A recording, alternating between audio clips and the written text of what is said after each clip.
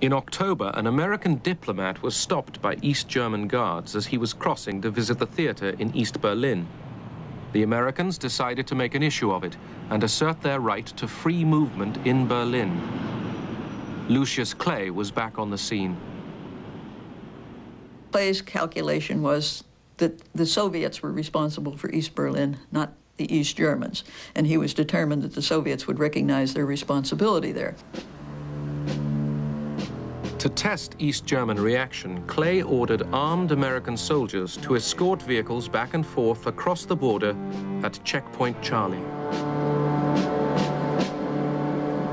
He once told me, he said, I learned early in the game of dealing with the Russians, if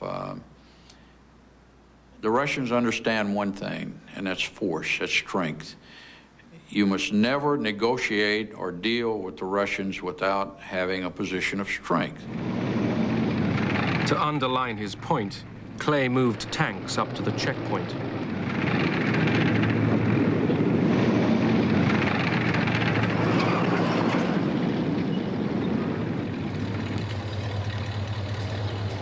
The Russians brought up their tanks and guns. The two sides faced each other barrel to barrel. The telephone rang in the command post. He said, let me speak to General Clay. I said, he's not here. Who is this? He said, this is the military police officer at Checkpoint Charlie. He said, holy Christ, he said, the Russians have rolled in here in force. He said, they've got tanks. He said, the balloon's getting ready to go up. He said, the defecation is about to hit the fan. The situation was dangerous.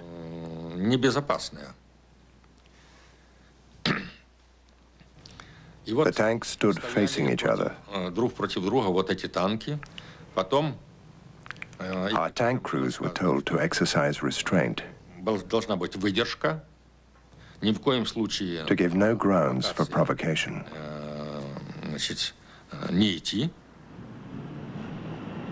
The dead seriousness of it became more intense with each hour.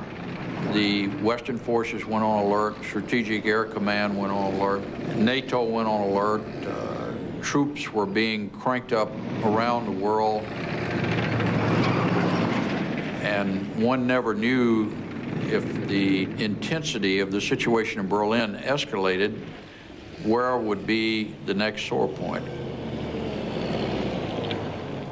Khrushchev ordered the commander of Soviet troops in Germany that if the West used force, they should respond with force.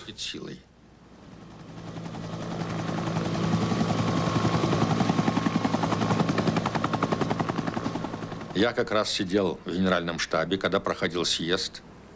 I had a phone by one ear receiving information from Soviet military headquarters in Germany. Информацию из группы войск Германии. The other phone was connected to the Kremlin. As soon as I got the information, I reported to the Kremlin what was happening at Friedrichstrasse. На КПП у Фридрихштрассе. President Kennedy had sent a message to Khrushchev through a new private channel that had been established only a month earlier for a back channel between the White House and Khrushchev, and that President Kennedy had asked Khrushchev to take the first move. The Americans sent a message. It said, in order for us to move our tanks without losing face, you should move your tanks back to a certain distance. Our tanks stood 200 meters from the Americans. The lead Soviet tank cranked up his engine and backed up some 5 or 10 meters, and we received instructions to have the American tanks to withdraw exactly the same distance.